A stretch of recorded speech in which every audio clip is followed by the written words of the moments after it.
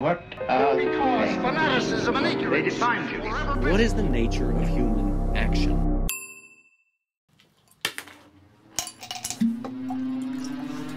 Well, well, well. Why isn't philosophy considered more important?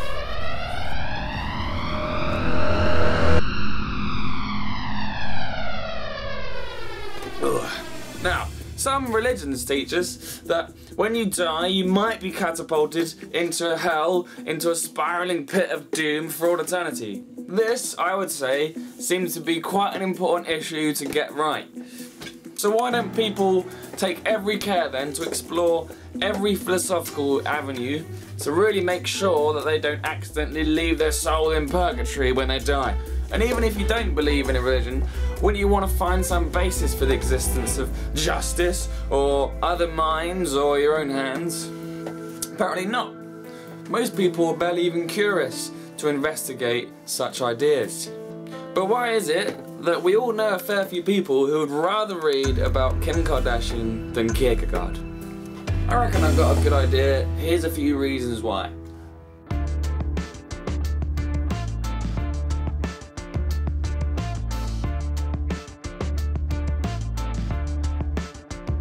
Ego. Most people are just preoccupied in their own world, doing their own shit. These people don't even consider that life might not be as it seems to their own eyes. Everyone is the centre of their own world, and that allows people to be solipsistic and never really break away from the ego. Like all other species, we're manifested as survival machines. But learning about philosophy clearly isn't a fundamental aspect of being able to live a life of joy and comfort with sex and getting drunk. That kind of wish fulfillment doesn't require philosophy. Also, it's a little bit too academic, with painful connotations of school. A lot of people avoid philosophy nowadays in the way that I now avoid algebra or woodwork. Algebra.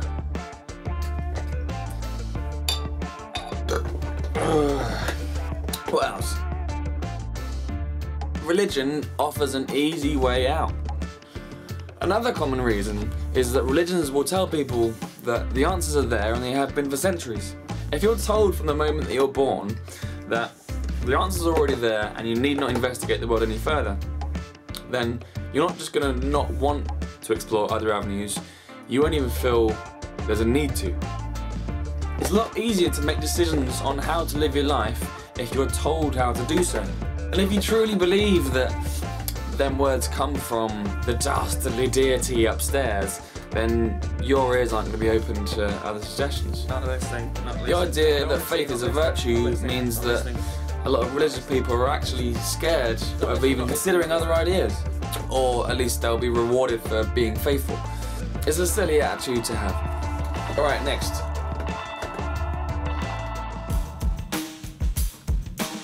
Agnosticism. Agnosticism is when you realise that you can never know anything for sure, including the existence of God.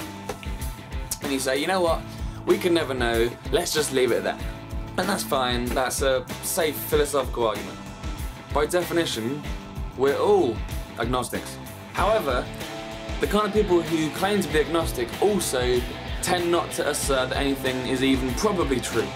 You can't adopt that as a way of life. No one does that. You simply assume things to the best of your knowledge. I don't know, do you know? I can't know, you can't know, we don't know, no one knows.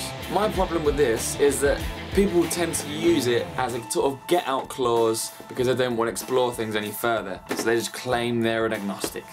It kind of implicitly equates things like tarot cards or dragons to things we've actually figured out about the world with a high degree of certainty. You have to have a range of things that you know to be true about the world to live your life comfortably. Okay, last one. So the most prevalent reason is that people think they know everything already. It's as simple as that. Whatever people believe about anything, it's going to be difficult to convince them otherwise because it would mean that they have to concede that up till now they've lived their life entirely wrongly. Think about it. Everyone is an expert on their own consciousness and how consciousness works because everyone is conscious. Consciousness isn't what we have, it's what we are. Of course you think you know yourself because you are you.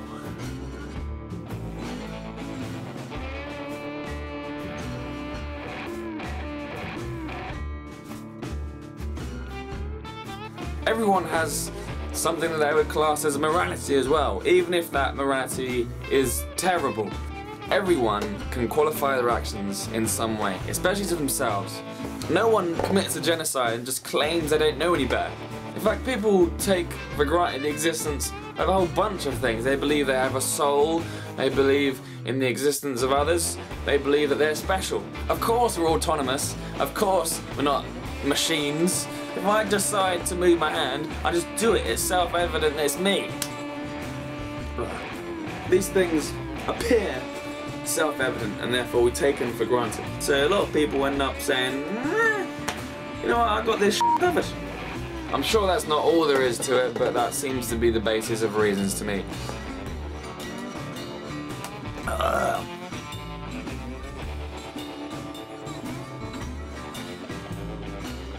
Do you have any others to add? Have a little comment in that box down there and tell me why I'm wrong or why you in fact do know everything, and have a little subscribe while you're at it.